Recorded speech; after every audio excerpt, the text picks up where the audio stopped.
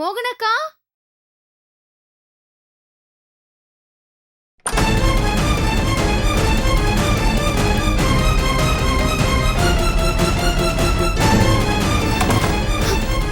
என்ன இது? எங்க போயிட்டாங்க? எங்க போறோமோனா ஊரை தாண்டி வந்தாச்சு. எங்க போறோம் டிரைவர் கிட்ட சொல்லிட்டேன் சிவா. அதான் எங்கன்னு கேக்குறேன். கோயிலுக்கு தான் போறோம் சிவா. கோயிலுக்குனா ஊரை தாண்டி தான் போகணுமா? ஊருக்குள்ள கோயில் இல்லையா? நல்ல கோவில் ஊருக்கு வெளியில தான் இருக்கும். ஏன் நல்ல காரியத்துக்கு போகும்போது கேள்வி கேட்டுக்கிட்டே இருக்க?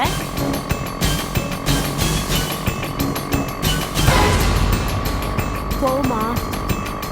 நீ பண்றதெல்லாம் பார்த்தா கோவம் வராம வேற என்ன வரும்? சிவா புரிஞ்சுக்கோ சிவா.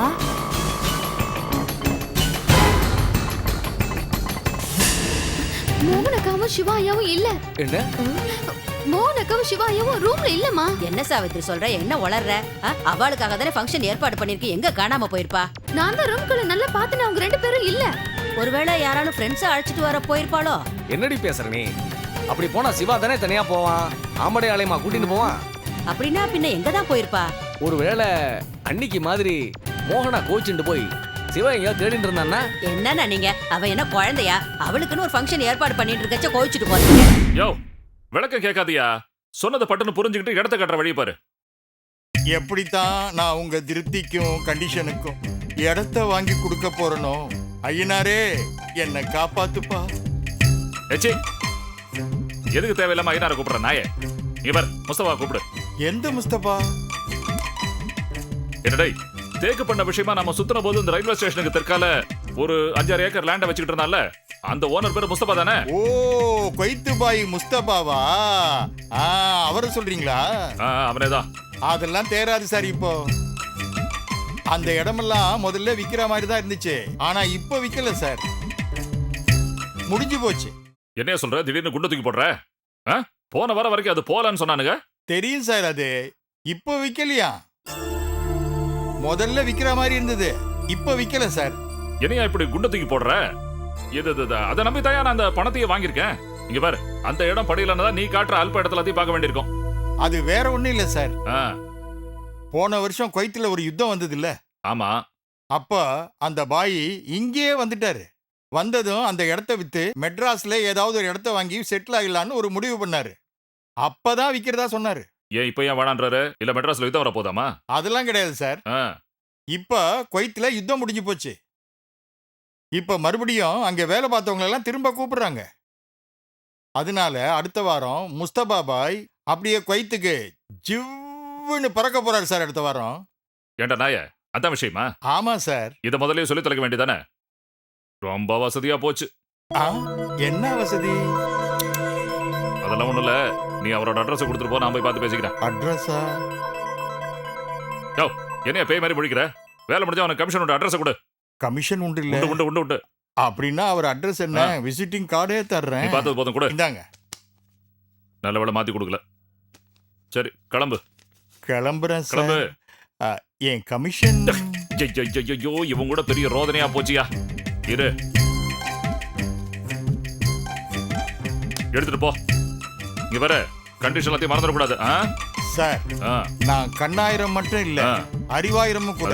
உங்க கண்டிஷன் எல்லாம் நான் மறக்கவே மாட்டேன் சார். மறக்காத மறக்காத. வரேன் சார். வா. சிட்டி உள்ளூர்ல இருக்கணும், ப்ராப்பர்ட்டி வெளியூர்ல இருக்கணும். ப்ராப்பர்ட்டி உள்ளூர்ல இருக்கணும், ஆனா ஓனர் வெளியூர்ல இருக்கணும். அடுத்தது என்ன சொன்னாரு? கிரவுண்ட் வெளியில இருக்கணும், லேண்ட் பெருசா இருக்கணும், ரோடு மட்டும் கொஞ்சம் பெருசா இருக்கணும். ப்ராப்பர்ட்டி உள்ளூர்ல இருக்கணும், ஓனர் வெளியூர்ல இருக்கணும், இடம் சிட்டிக்குள்ள இருக்கணும், ஆனா டவுனுக்கு வெளியில இருக்கணும். எப்படிதான் இதை முடிக்கிறதுன்னு தெரியலையே. லேண்ட் பெருசா இருக்கணும், ஓனர் மட்டும் வெளியூர்ல இருக்கணும். ஓனரே இல்லாம இருந்தா எப்படி? அது ரோடு சின்னதா இருக்கணும், இடம் பெருசா இருக்கணும், ஆனா சிட்டிக்கு வெளியில இருக்கணும். டாட், அந்த ஆள் என்ன பண்ணீங்க? யாரு? வெளியில ஒருத்தர் பெணாத்திக்கிட்டே போறாரு. ஏன், என்னவா? இல்ல டாட், ஏதோ காதுல பூசுத்தத குறையா பைத்தியக்கார மாதிரி உளறிட்டே போறாரு. என்னடா உளர்னா? தெரியல டாட், என்னென்னமோலாம் சொன்னான். நிறைய விஷயம் சொன்னான் டாட். என் முன்னாடி கையை நீட்டி நீட்டி வேற கேட்டான் டாட். ஏதோ கேள்வியெல்லாம் கேட்டாரு. ஏதோ சிட்டிக்குள்ள இருக்கணும், ஓனர் வெளியூர்ல இருக்கணும், அப்புறம் லேண்டு சிறுசா இருக்கணும், ஓனர் பெருசா இருக்கணும், அப்புறம் இன்னொன்று ஏதோ சொன்னானே, இருங்க இன்னொன்று ஏதோ சொன்னான். லேண்டு பெருசா இருக்கணும், ரோடு சிறுசா இருக்கணும். என்னது லேண்ட் பெருசா இருக்கணும், ஓனர் சின்னதா இருக்கணுமா? என்னடா அவன் பாட்டுக்கு உளறிட்டு போறான்.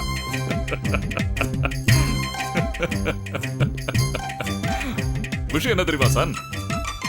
செல்வநாயகத்துக்கு விற்கிறதுக்குன்னு இடத்த செலக்ட் பண்ணோம் இல்லையா?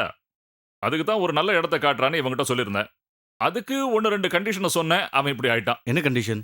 அதாவது ப்ராப்பர்ட்டி உள்ளூர்ல இருக்கணும், ஓனர் வெளியூர்ல இருக்கணும், இடம் சிட்டிக்குள்ள இருக்கணும், ஆனா டவுனுக்கு வெளியே இருக்கணும், லேண்ட் பெருசா இருக்கணும், ரோடு சின்னதா இருக்கணும். டாட் ப்ளீஸ் கொஞ்சம் அப்படியே நிறுத்துங்க. எனக்கே ஒரு மாதிரியா இருக்கு. அந்தால் பாவம் டாட். ஆமா, எதுக்கு இந்த மாதிரி கண்டிஷன்ஸ்லாம் போட்டீங்க? டேய், என்னடா இந்த மாதிரி கேக்குற? ஏண்டா நிஜமாவே செல்வநாயகத்துக்கு ஏதாவது இடம் வாங்கி கொடுக்க போறேனா? ஏதாவது ஒரு இடத்த காட்டி ஏமாத்தி ஒரு 40-50 லட்சம் ரூபாய் எடுத்துட்டு நான் கம்மி நிட்டுடுவேன்ல. இங்க பார், இந்த மாதிரி கண்டிஷன்லாம் பொருந்தி வரக்கூடிய இடத்த காமிச்சாதான் உன் கல்யாணம் வரைக்கும் இருந்துட்டு நான் அப்போதானே அங்க இருந்து எஸ்கேப் ஆக முடியும். எப்படி சொல்றீங்க? இல்லடா, இப்போ ப்ராப்பர்ட்டி உள்ளூர்ல இருந்து ஓனர் வெளியூர்ல இருந்தான்னா நான் அந்த ப்ராப்பர்ட்டில கொண்டு போய் ஒரு போர்டை போட்டு this property belongs to Chakrapani and கோன்னு ஒரு போர்டை வச்சிட முடியும். அப்புறம் செல்வநாயகத்தை கூட்டிட்டு வந்து காட்ட முடியும். யா, அப்பதான் ஓனர் வெளியூர்ல இருந்தாதான் அடிக்கடி வந்து இடத்த பார்க்க மாட்டார். ரைட்? கரெக்டா. அப்புறம் இடம் வந்து சிட்டிக்குள்ள இருக்கணும், ஆனா டவுனுக்கு வெளியே இருக்கணும். சிட்டிக்குள்ள இருந்தாதான் அதுக்கு நான் லட்சக்கணக்கில் ரேட்டு சொல்ல முடியும். ஆனா டவுனுக்கு வெளியே இருந்தாதான் அவன் கேட்கிற மாதிரி ஏக்கர் கணக்கில் லேண்டை வாங்கி தர முடியும். சரி டேட், அதெல்லாம் ஓகே. அந்த லாஸ்டா ஒரு விஷயம் சொன்னீங்க தெரியுமா? அது எது? அந்த லேண்ட் பெருசா இருக்கணும், ரோடு சின்னதா இருக்கணுங்கிறது தானே? ஆ அதுல விஷயம் இருக்குடா. இப்போ ரோடும் பெருசா இருந்து லேண்டும் பெருசா இருந்துன்னு வச்சுக்க, பார்த்த உடனே செல்வநாயகத்துக்கு அந்த இடத்துல வீடு கட்டிடலாம்னு தோணும். ஆனா ரோடு சின்னதா இருந்துன்னா அவசரப்படாதீங்க சார். இன்னும் 2-3 வருஷத்துல பிளான்லாம் இருக்கு, ரோடு பெருசாகும், அப்புறம் கட்டிக்கலாம்னு சொல்லி ஒரு 4-5 வருஷம் இல்ல ஒரு 2-3 வருஷமாவது இழுத்துருவேன்ல. அடுத்து இந்த கேப்ல ஆப்ட வரைக்கும் காசு எடுத்துட்டு நானும் எங்கேயாவது எஸ்கேப் ஆகி அமெரிக்கா, கனடா, ஆஸ்திரேலியான்னு செட்டில் ஆயிடுவேன்ல. டேட், அப்போ நானு டேய், நான் ஃபாரின் போறது உனக்காக தானடா. அங்க போய் உனக்கு ஒரு நல்ல இடம் வாங்கி ஒரு பெரிய மேன்ஷனா கட்டி வைக்கிறேன். நீ என்ன பண்ற? அந்த பிரீத்தியை கல்யாணம் பண்ணிக்கிட்டு அந்த செல்வநாயகத்தோட ப்ராப்பர்ட்டி எல்லாம் வித்து டாலர் ஆக்கிட்டு அதுக்குள்ள ஒரு வேலை செய்ய, அந்த செல்வநாயகத்தை பைத்தியக்கார ஆஸ்பத்திரியில சேர்த்துட்டு அந்த பரிமளத்தை வந்து அனாதை ஆசிரமத்துல சேர்த்துட்டு நீ அங்க வந்து சேரு. ஏன்னா கதையில எந்த கேரக்டரையும் தொங்கல்ல விட்டு போயிடக்கூடாதுப்பா. கதையை முடிக்கணும், புரியுதா? Okay date, okay. பட் கனடாவில் நீங்கள் எனக்கு வாங்குற இடத்துல சில கண்டிஷன்ஸ்ல இருக்கு. என்ன conditions? Okay, condition number 1, property உள்ளூரில் இருக்கணும், ஓனர் வெளியூரில் இருக்கணும். கண்டிஷன் நம்பர் 2, ப்ராப்பர்ட்டி சிட்டிக்குள்ளே இருக்கணும், ஆனால் டவுனுக்கு வெளியில் இருக்கணும்.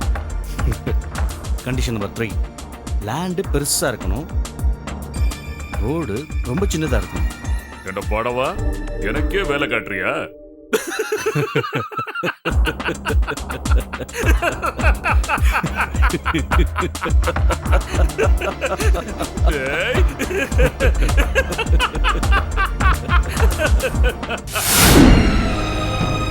என்னப்பா, ஏதாவது விவரம் தெரிஞ்சுதா? தெரியலையம்மா. சிவா வேலை பார்க்குற ஆபீஸ் வரைக்கும் போய் தேடி பார்த்துட்டு வந்துட்டேன். அங்கேயும் வரலங்கிறா. என்னப்பா, சிவா ஏன் மோகன் அக்காவை அவங்க ஆபீஸ் கூட்டிட்டு போவாரா? இப்போ என்னம்மா லாஜிக் பார்க்குற நேரமா? இந்த ஃபங்க்ஷனை நாம தான் எடுத்து நடத்தி ஆகணும்னு தலையை கொடுத்துட்டோம். நல்லதோ கெட்டதோ இந்த ஃபங்க்ஷனை நாம தானே நடத்தி ஆகணும். ஏமா தென்மொழி, நீயாவது கொஞ்சம் போய் தேடி பாரு. தெரியாம தான் கேக்குறேன். இவ்வளவு தூரம் வந்துதான் சாமியை கும்பிடணுமா? என்னாச்சு உங்களுக்கு? சுவாமி காரியத்துக்கு தூரங்கிறலாம் பார்க்க கூடாது. பக்தியை பத்தி நீ எனக்கு சொல்லி தரியா? மத்த நாள்லாம் கூப்பிட்டா கோயிலுக்கு வேண்டாம் சினிமாவுக்கு போகணும்னு சொல்லுவேன். ஆனா நீயே கோயிலுக்கு வந்திருக்க. என்ன சிவா, மத்த நாள் மாதிரியா இது?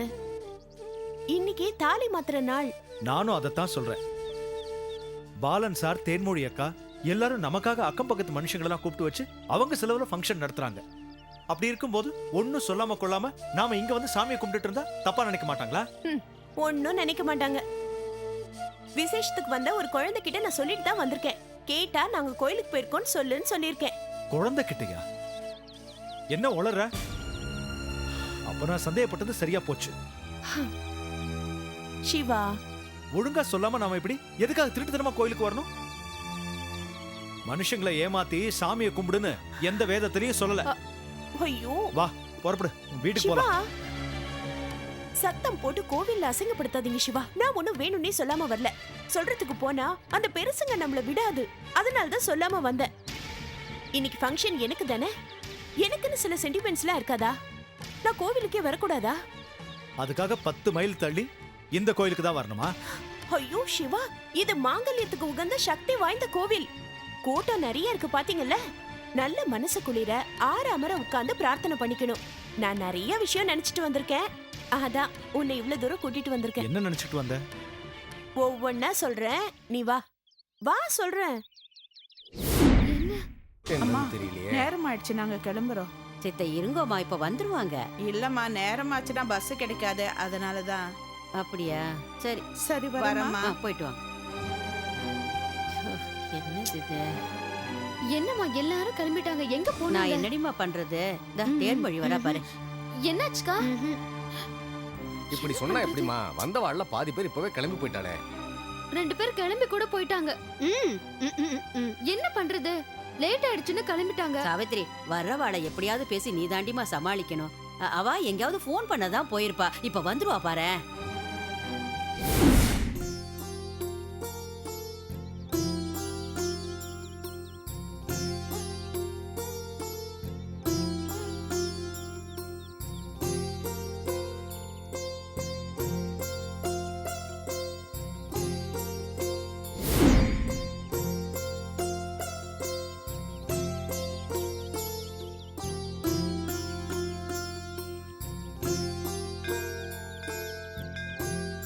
மோனா, 3 சுத்து சுத்தியாச்சு, வா போலாம். என்னங்க இது? சுவாமி காரியத்துக்கு கணக்கெல்லாம் பாத்துக்கிட்டு நம்ம 108 தடவை சுத்தணும். 108 தடவையா? நீ எப்ப முடிக்கிறது? நம்ம எப்ப அங்க போறது? அவசரப்படாதீங்க சிவா. இது முடிஞ்சதும் எனக்கு நிறைய வேண்டுதல்லாம் இருக்கு. சுவாமி சந்நிதியில உட்கார்ந்து கந்த சஷ்டி கவசம் படிக்கணும். நான் என்ன இதெல்லாம் எனக்காகவா சொல்ல போறேன்? எல்லாம் உங்களுக்காக தான். நோய் நொடியில இருந்து உங்களை காப்பாத்துறதுக்காக தான். சரி சரி, நீங்க இங்கே உட்கார்ந்துருங்க. நான் சீக்கிரம் முருகன் சன்னதிக்கு போய் கந்த சஷ்டி கவசம் படிச்சுட்டு வரேன். சரியா? இங்கே உட்கார்ந்துருங்க சிவா.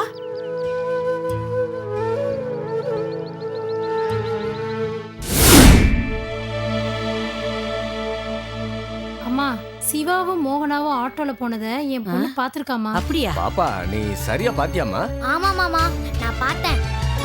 அக்காவும் மாமாவும் வெளில போனாங்க. மாமா முன்னாடியே போய் ஆட்டோ பிடிச்சி ஏறிட்டாங்க. அக்கா என்னை கூப்பிட்டு மாடியில இருக்கவங்க யாராச்சும் என்ன கேட்டா கோயிலுக்கு போயிருக்கோன்னு சொல்ல சொன்னாங்க. ஆமா, இத நீ ஏன் முன்னாடியே சொல்லல? விளையாடிட்டு இருந்தேன் மாமி, அதான் சொல்லல. கொழுப்ப பாத்தியோனோ?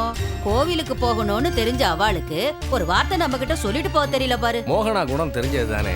சிவா இந்த மாதிரி தப்பெல்லாம் பண்ணவே மாட்டான். அப்படி சொல்லாதீங்க. பேய்க்கு வாழ்க்கப்பட்டா புளிய மரம் ஏறின கதை தான். எல்லாம் அவனுக்கும் இந்த குணம் ஒட்டின்னு இருக்கும். அப்படிலாம் ஒண்ணும் இருக்காதுமா.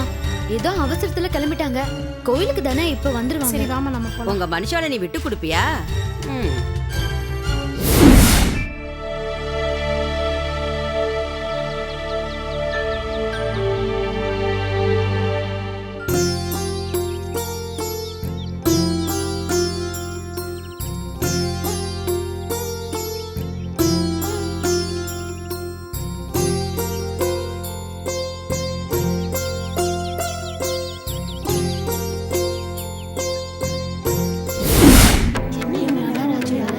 சரி வா, அங்கே போய் என்ன கேட்கறாங்க.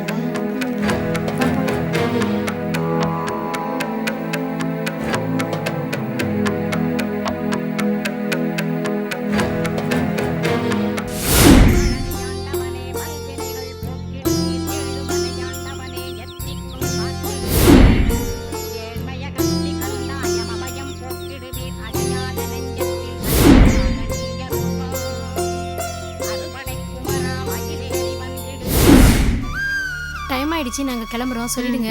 வரமா? சரிம்மா. கிஃப்ட கொடுத்துருங்கம்மா, நாங்க வரோம்.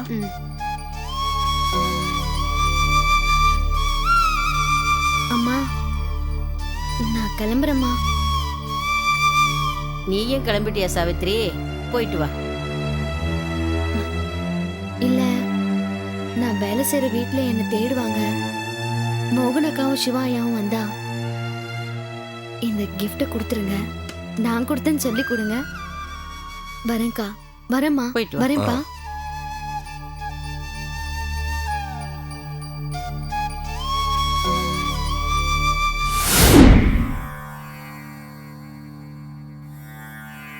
மோகனா. ஏய் மோகனா. பேசாம வா.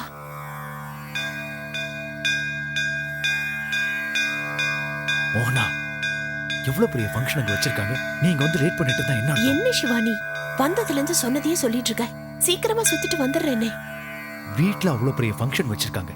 எல்லாரும் நமக்காக வெயிட் பண்ணிட்டு இருப்பாங்க. நாம இங்க இருந்தா நல்லா இருக்குமா? வா சிவா. வா சொல்றேன். ஐயோ மோகனா, சிவா. சும்மா வா. சிவா, என்ன பண்ற நீ? நான் இன்னும் முடிக்கல சிவா.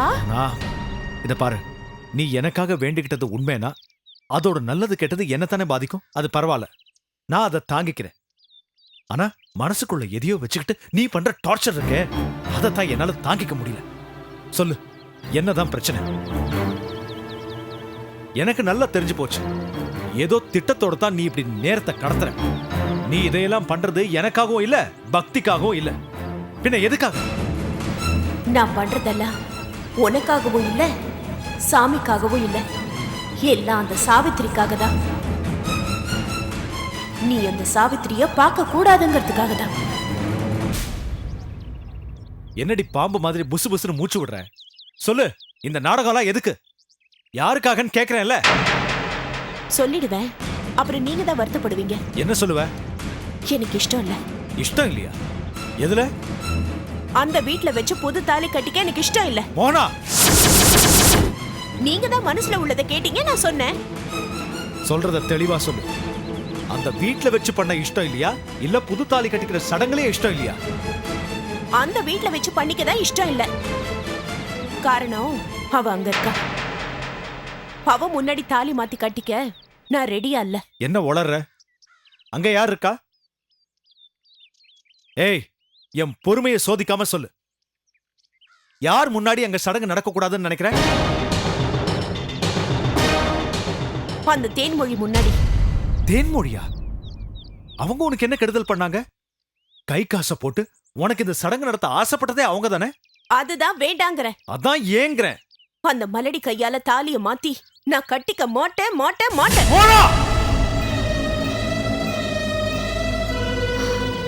இங்க பாரு சிவா, நீ ஒண்ணு கவலைப்பட வேண்டாம்.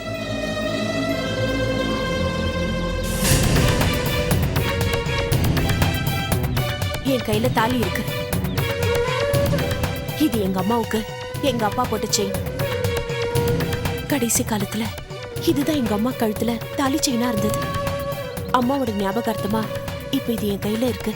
இதையே இந்த நல்ல நாள்ல நான் கட்டிக்கிறேன். போதுமா?